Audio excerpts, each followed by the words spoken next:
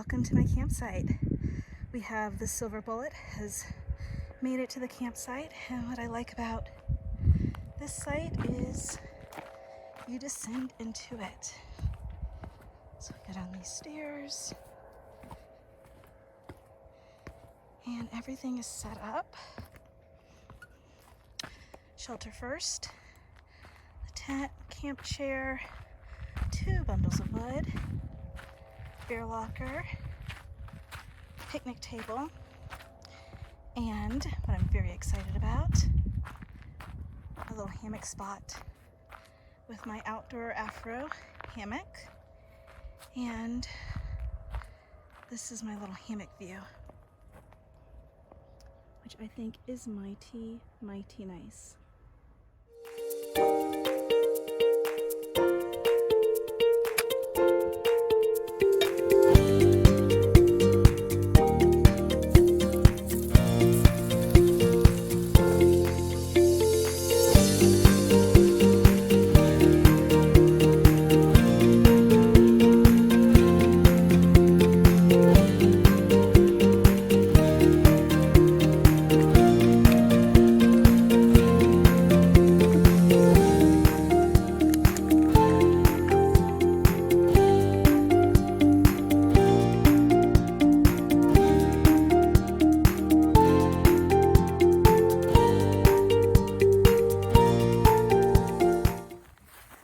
I decided to hike it to the amphitheater because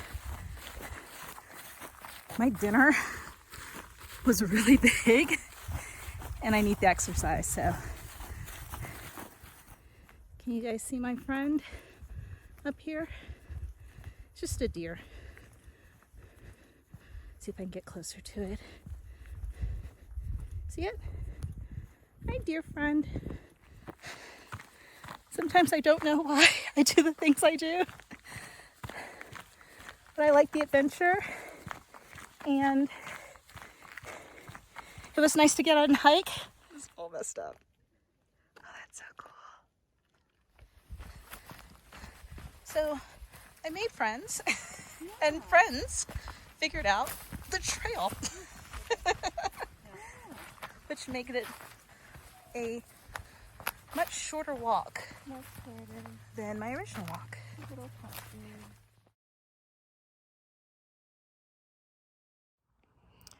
Good morning. Time to start our day with our tours. We're going to be taking some tours today, so come along. Have my chai tea. Just finished my breakfast, and yeah, let's do it. See the deer? It's well camouflaged. There it is. Deer's getting some breakfast too.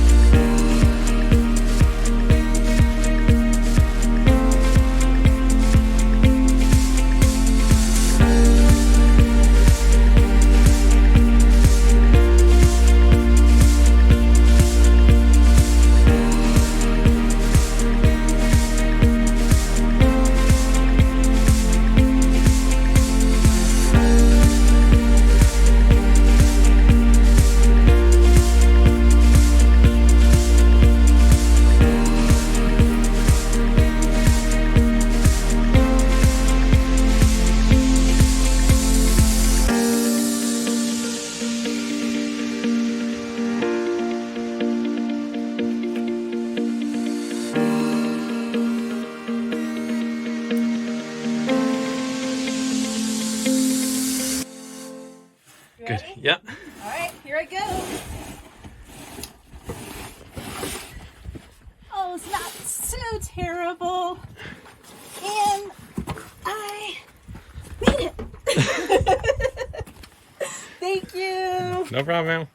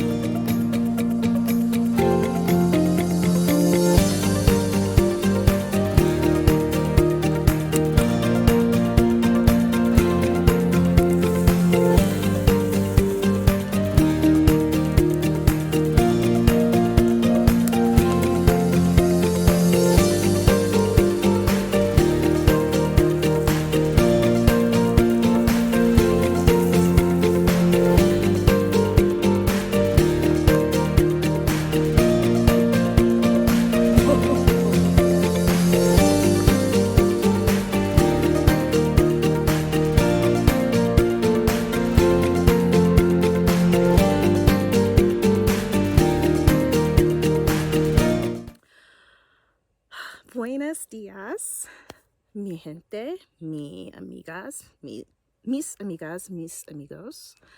At my last day here at Mesa Verde National Park. The sun is just coming up. It's a little cloudy, so it's not very bright yet, but trust me, the sun will be out very shortly. So this is my last day. I'm packing up the car after I make this video and heading home. I have to say this trip was nice. This is the third time I've camped in a national park in Colorado. I have one more camping trip left, but I really like this.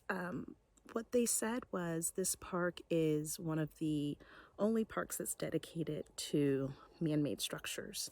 So while at most national parks you're looking at the natural beauty, here at Mesa Verde you're looking at the cliffs and man-made buildings in the cliffs. And I have to say, the cliffs were amazing. They were spectacular.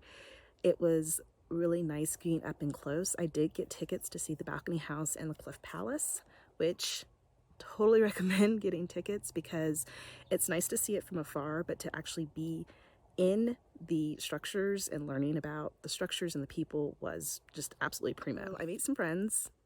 You know me, I love my solo camping trip, but also I make friends along the way, and I met these two ladies who were really, really nice. I met them at the Dark Sky Observation Extravaganza, and we got to look through the microscope and see the moon, and we got to see some stars.